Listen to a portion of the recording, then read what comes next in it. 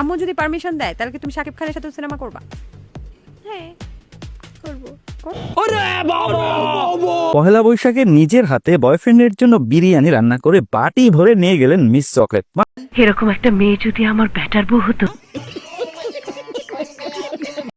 Hey hello ভাই brother, কি অবস্থা তোমাদের? আশা করি তোমরা সকালে অনেক অনেক ভালো আছো। আজকের ভিডিও কিছু ফার্স্ট ক্লিপ দেখে কি বুঝলা? হ্যাঁ, আজকের ভিডিওতে এক্সপোজ করবো এক 12 ভাতারি টিকটকারকে। সত্যি বলতে ওর এক্সপোজ করার কিছুই নাই, কারণ ওর লজ্জা শরম কিছুই নাই। ও হলো একটা টিকটকার, ওর ব্রেন হলো মাথায় না পুটকিতে। তো যাদের ব্রেনই নাই তাদের আবার কিসের লজ্জা? কিন্তু কথা হলো এই টিকটকারের বাচ্চা এইসব টিকটক ভিডিও বানাই অনেক বড় সেলিব্রিটি হয়ে গেছে, আর কি সে নিজেকে দাবি করে সে অনেক জনপ্রিয়। তো আজকে এই জনপ্রিয় টিকটকারের কিছু জনপ্রিয় ভিডিওগুলো দেখবো, দেখি আসলে সে কি জন্য জনপ্রিয়। তো আজকের ভিডিওটা হবে ফুললি মারাত্মক বিনোদনের। চলো ভিডিও শুরু করা যাক। এই সময় কম, শুরু করো।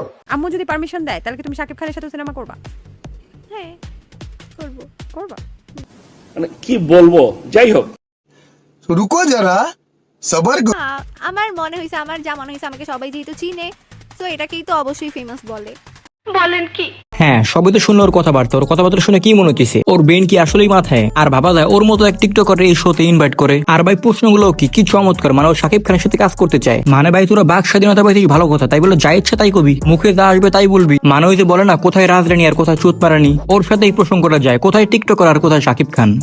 আচ্ছা, এগুলো নয় বাদ দিলাম, এবার দেখি দু একদিন যাবত আমাদের নিউজ ফিডে এইসব ভিডিও আসতেছে।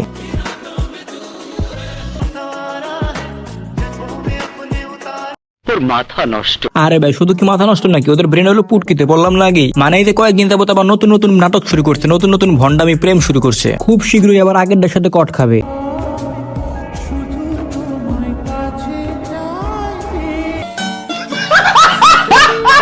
তো ভাই আজকের মতো এই পর্যন্তই, দেখা হবে অন্য কোনো রোস্টিং ভিডিওতে। ভিডিওটা ভালো লাগলে লাইক করো, কমেন্ট করো, শেয়ার করো।